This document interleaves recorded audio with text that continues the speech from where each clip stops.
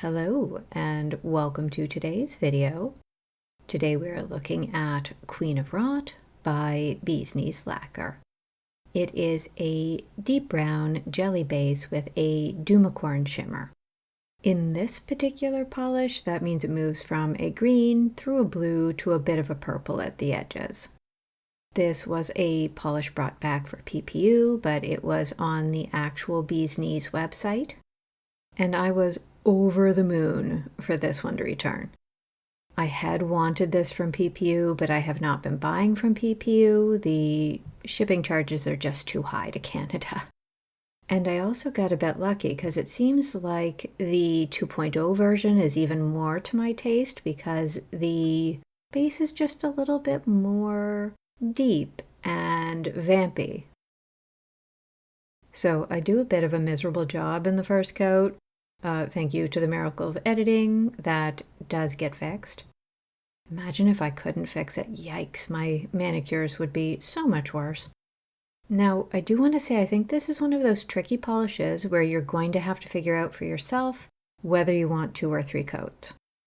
I liked this during my swatch in 2, but I did wear this again off camera, and on the second application, I needed 3 coats on my thumb. I didn't need any extra coats on any other fingers, but I just wasn't able to get it as even on my thumb the second time.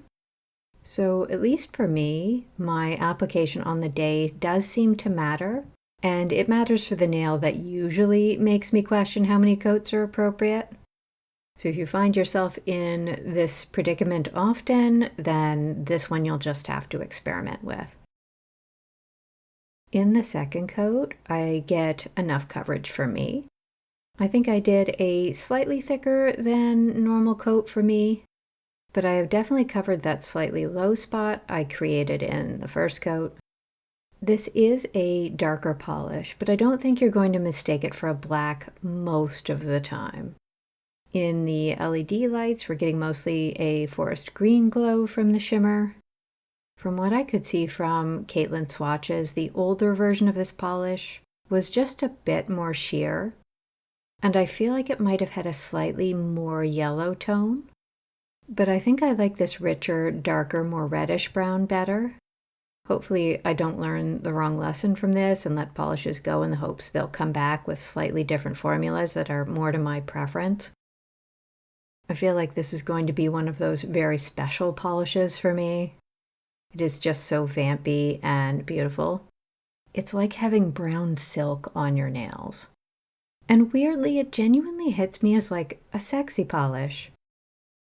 Now, out in the sun, this starts out as more of a Kelly green, a bit of a mid-tone with a tiny bit of yellow in it.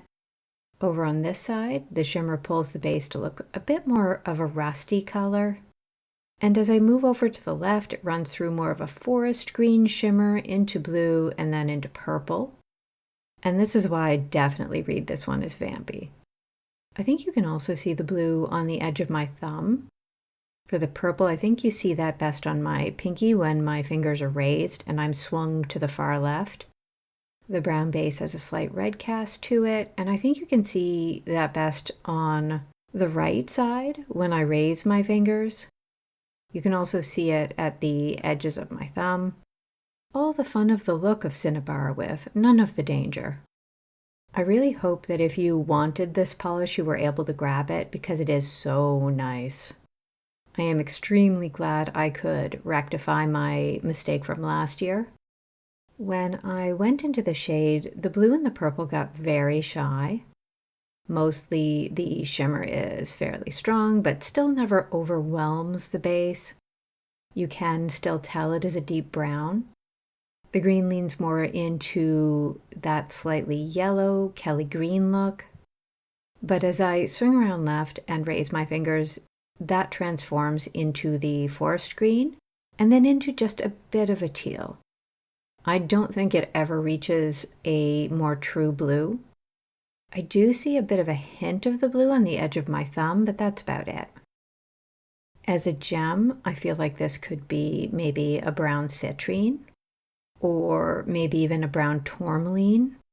I think it's a little bit too pigmented in terms of undertone to be like a smoky quartz. and maybe certain specimens of brown opal. Inside, this is the one place perhaps you might think this is indeed a black base. The lower light just does not let you discern whether that base is a brown or a black. The shimmer begins at that forest green, and I get a flash of navy blue as I raise my fingers. I do see a bit of purple on my thumb. As I move to the left and into the artificial light, it seems just about entirely forest green. A bit of blue peeks out on my thumb, but I think the green is the overwhelming look here. Despite what my footage might show, it isn't that the blue and the purple just don't show inside or in lower light. It's just a bit harder to find the angle for them to do so. They are still present. And that is all for today. Thank you for watching.